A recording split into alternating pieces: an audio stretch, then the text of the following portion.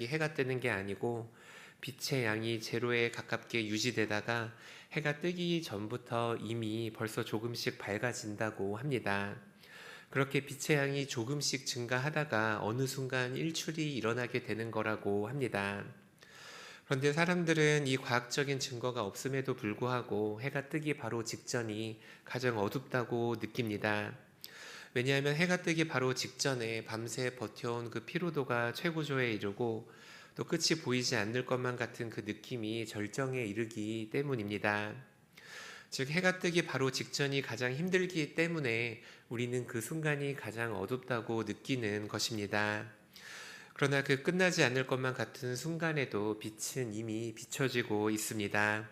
그리고 조금만 지나면 어김없이 태양은 떠오르고 아름다운 여명이 세상을 비추게 됩니다. 영원할 것만 같은 밤은 물러가고 또 아침이 찾아오게 됩니다. 가장 어둡다고 느껴지는 그 시간, 하지만 사실 이미 조금씩 빛이 비춰지고 있는 그 시간만 지나면 약속된 아침이 찾아오게 됩니다. 우리가 하나님의 약속을 기다리는 일도 마찬가지입니다. 우리를 회복시키시고 또 우리를 구원하시고 또 우리를 지키시겠다는 약속을 분명히 주셨지만 때로는 그 하나님의 약속이 성취될 기미가 보이지 않는 것처럼 느껴질 때가 있습니다. 삶은 더 피폐해져 가는 것만 같고 나를 도와줄 사람은 더 이상 없는 것처럼 느껴집니다. 가장 가까이 계셔야만 하는 주님은 날이 갈수록 더 멀어지는 것만 같습니다. 그러나 조금만 시간이 지나면 영원할 것만 같은 이 시간도 지나고 해가 뜬다는 사실을 기억하시기를 바랍니다.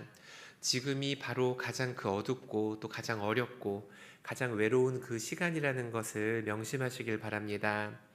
이 가장 고통받는 것 같은 이 시간에도 빛은 여전히 우리를 비추고 있습니다. 조금만 더 시간이 지나면 해가 뜨고 우리 주변에 있는 모든 어둠이 물러가고 또 우리를 영접하기 위해 이 땅에 오시는 예수 그리스도를 우리의 두 눈으로 보게 될 날이 얼마 남지 않았습니다. 조금만 더 참고 또 조금만 더 인내하시기를 바랍니다. 여명의 시간이 얼마 남지 않았습니다. 예수님께서 다시 오셔서 우리 삶의 모든 어려움을 회복시키시고 심판하실 우리를 하나님의 나라로 인도하여 주실 그 날이 얼마 남지 않았습니다. 끝까지 우리에게 주어진 이 인생의 경주를 포기하지 않고 완주하시는 우리 귀한 성도님들 되시기를 축복합니다. 우리가 요즘 읽고 있는 말씀은 말라기입니다. 말라기는 이스라엘이 바벨론에서 귀화한 이후에 약 100년 후를 배경으로 하고 있습니다. 우리가 잘 아는 것처럼 바벨론에서 탈출하는 것, 이스라엘의 회복은 그 이스라엘의 염원이었습니다. 하나님께 지은 죄로 인해 심판을 받은 이스라엘은 바벨론에서 포로 생활을 하고 있었습니다. 그리고 하나님께서는 하나님의 약속대로 이스라엘을 바벨론에서 구원하십니다. 그러나 그 구원의 여정은 단순한 여정이 아니었습니다. 성전을 회복하고 또 성전을 재건하고 또 예배를 회복하는데 약 140년이 걸린 긴 여정이었습니다. 이스라엘은 마침내 옛 모습을 외형적으로나마 회복했습니다. 선지자들을 통해 약속하셨던 것처럼 마침내 그 이스라엘의 회복이 임한 것만 같았습니다. 하지만 이스라엘의 온전한 회복은 임하지 않았습니다. 하나님의 예언대로 이스라엘의 성전이, 이스라엘의 성벽이 재건되었지만 이스라엘 백성들은 여전히 죄 가운데 살고 있었습니다. 이스라엘이 재건되고 무려 100년이나 지났음에도 불구하고 이스라엘 가운데는 그 하나님의 약속이 이루어지지 않았습니다. 그러자 이스라엘의 백성들이 점차 하나님을 떠나 살아가기를 시작합니다. 말라기 1장의 말씀이고 지난번 말씀이긴 하지만 우리 함께 말라기 1장 2절 말씀을 함께 읽도록 하겠습니다. 여호와께서 이르시되 내가 너희를 사랑하였노라 하나 너희는 이르기를 주께서 어떻게 우리를 사랑하셨나이까 하는도다. 나 여호와가 말하노라 형이 아니냐 그러나 내가 야곱을 사랑하였고. 하나님은 여전히 이스라엘을 사랑했습니다. 하지만 이스라엘은 100년 동안 그 이상 침묵하고 계시는 하나님을 향해 주께서 어떻게 우리를 사랑하셨냐고 반문을 합니다. 하나님께서 우리를 사랑하셨다면 우리가 어떻게 100년이 지났음에도 불구하고 여전히 약속을 지켜주시지 않았냐 반항을 합니다. 이스라엘은 점차 하나님을 떠나 생활하기 시작했습니다. 하나님의 약속이 더디 이루어지자 이들은 형식적으로 하나님을 예배하기 시작했습니다. 병든 양과 눈이 먼 희생 제물을 바치기 시작했고 이스라엘이 훔친 물건, 저는 것, 병든 것을 하나님께 가져왔습니다. 하나님께서 금했던 이방 신들의 딸들과 결혼하기 시작했고 또 하나님께 드려야 하는 11조에도 손을 대기 시작했습니다. 그리고 오늘 본문에서도 이스라엘은 계속해서 하나님을 거역합니다. 우리 함께 3장 14절 말씀을 읽도록 하겠습니다.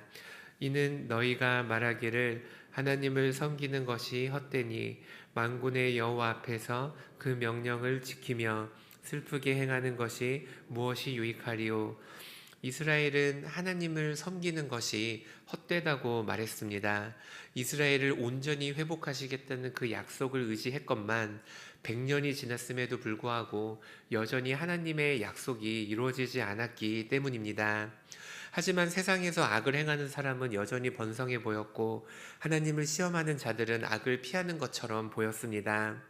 그래서 이스라엘은 하나님을 섬기는 것이, 하나님을 기다리는 것이, 하나님의 약속을 기다리는 것이 어리석은 일이라 말했습니다. 그러나 하나님께서는 이런 이스라엘을 향해 다시 한번 하나님께서 주시는 그 약속이 무엇인지를 분명하게 알려주십니다. 우리 3장 16절 말씀을 읽도록 하겠습니다.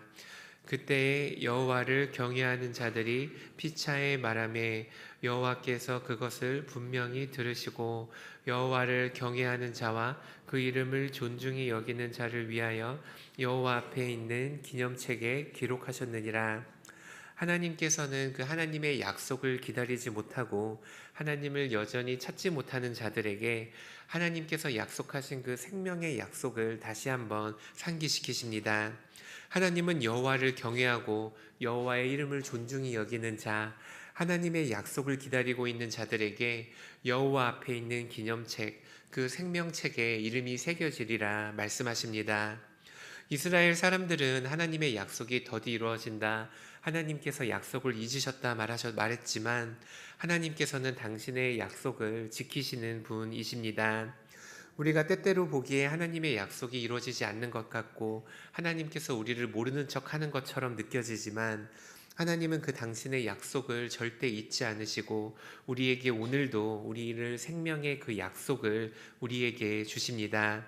하나님은 여전히 우리에게 위로와 회복의 메시지를 주십니다. 우리 앞에 감당하기 어려운 고난들과 시간들이 찾아올 때에도 그 고난을 피할 길을 주시며 그 어려움 가운데서도 여전히 우리를 주목하시고 우리를 보호하신다 말씀하십니다. 하나님께서는 오늘도 우리를 향한 회복과 우리를 향한 위로의 말씀을 약속하시는 분이십니다. 특히 예수님께서 다시 오시는 그날, 세상의 마지막 그날에 하나님 나라가 온전히 회복될 것을 약속하십니다. 우리는 살아가는 이 세상의 마지막이 존재한다는 것과 이 세상의 마지막에 온 세상을 향한 하나님의 심판이 기다리고 있다는 것, 그리고 그 마지막 심판의 날이 하나님 백성이 구원받는 그 여호와의 날이라는 것을 항상 기억하며 살아가야 합니다. 우리 함께 마지막으로 말라기 4장 5절에서 6절 말씀을 읽도록 하겠습니다. 보라, 여호와의 크고 전에 내가 선지자 엘리야를 너희에게 보내리니 그가 아버지의 마음을 자녀에게로 돌이키게 하고 자녀들의 마음을 그들의 아버지에게로 돌이키게 하리라. 돌이키지 아니하면 두렵건대 내가 와서 저주로 그 땅을 칠까 하노라 하시니라.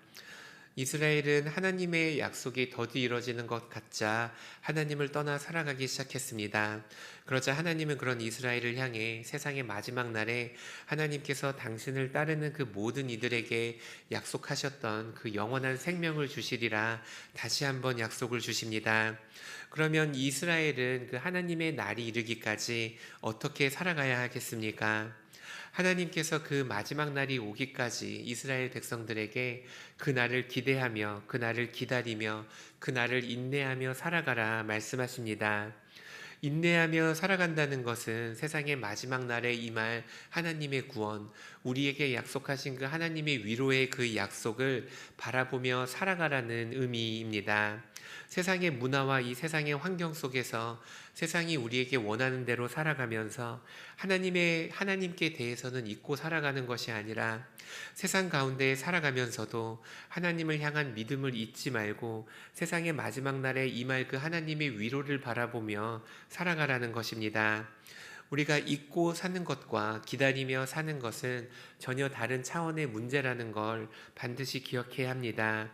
우리가 잊고 사는 것은 예수님께서 다시 오시든 다시 오시지 않든 세상이 주는 염려와 즐거움 속에서 아무런 경각심 없이 살아가는 것을 말합니다.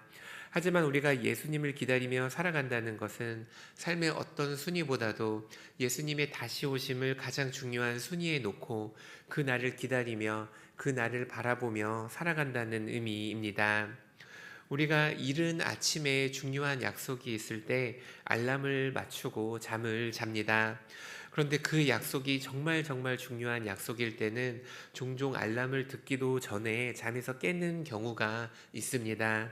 우리가 자는 중에도 긴장을 하고 우리가 자면서도 정신을 차리고 있기 때문입니다. 우리가 예수님의 다시 오심을 바라보며 살아간다는 것도 이와 같습니다. 세상 가운데 살아가면서 또 세상에서 주어지는 그 맡겨지는 일들을 감당하며 살아가면서 우리의 의식의 한켠에는 언제나 예수님께서 다시 돌아오시는 그날을 얼마 남지 않았다는 것을 의식하며 살아가는 것을 말합니다. 우리가 삶에 있어서 중요한 결정을 할 때에도, 또 우리가 사람들과 교제하며 웃고 떠드는 그 시간에도, 또 우리가 교회를 섬기며 교회 일을 할 때에도 우리 의식의 한 부분에는 예수님께서 오늘 다시 오시리라는 그 기다림과 그 기대가 있어야 하는 것입니다. 삶의 어려움과 또 삶의 여러 가지 문제 가운데 힘들어 하시는 분이 계십니까? 끝까지 하나님의 도우심과 하나님의 구원을, 우리에게 약속하신 그 하나님의 위로를 간절히 구하는 우리 귀한 성도님들 되시기를 축복합니다. 무슨 일을 하든 예수님의 다시 오심을 기다리며 우리에게 위로를 약속하신 그 하나님을 기다리는 우리 귀한 성도님들 되시기를 축복합니다. 이스라엘이 하나님의 구원을 온전히 바라보며 살아가게 되었을 때 하나님의 때에 하나님의 구원이 세상 가운데 임하게 됩니다. 하나님은 밤중에 별을 통해 예수님의 탄생을 알리셨고, 또 동방박사들은 하나님의 계시로 그 왕 중의 왕을 찾아가 예수님의 탄생을 축하하게 됩니다. 하나님께서는 오늘 본문 말씀을 통해 우리들에게 다시 한번 말씀하십니다. 하나님은 오늘 우리에게 영원한 생명과 약속, 영원한 위로와 기쁨, 즐거움과 희락을 우리에게 약속하십니다. 그러므로 우리들은 오늘 하루를 살아가면서 하나님의 나라가 임할 그날, 하나님의 위로가 임할 그날, 하나님의 약속이 성취될 그날을 바라보며 살아가야 합니다. 하나님의 나라와 하나님의 뜻을 위해 계속해서 헌신하고 섬기며 살아가시는 우리 귀한 성도님들 되시기를 축복합니다. 주변에 마음이 아프고 또 상처받고 위로가 필요한 사람들이 있다면 그들을 위해 기도하시고 또 그들을 찾아가시고 그들에게 말을 걸어주시는 우리 성도님들 되시기를 바랍니다. 예수님의 다시 오심을 기다리며 오늘 하루를 두려운 마음으로 정결하게 살아가시는 우리 귀한 성도님들 되시기를 축복합니다. 주기도문으로 마치겠습니다. 하늘에 계신 우리 아버지, 아버지의 이름을 거룩하게 하시며 아버지의 나라가 오게 하시며 아버지의 뜻이 하늘에서와 같이 땅에서도 이루어지게 하소서. 오늘 우리에게 일용할 양식을 주시고 우리가 우리에게 잘못한 사람을 용서하여 준 것 같이 우리 죄를 용서하여 주시고 우리를 시험에 빠지지 않게 하시고 악에서 구하소서. 나라와 권능과 영광이 영원히 아버지의 것입니다. 아멘.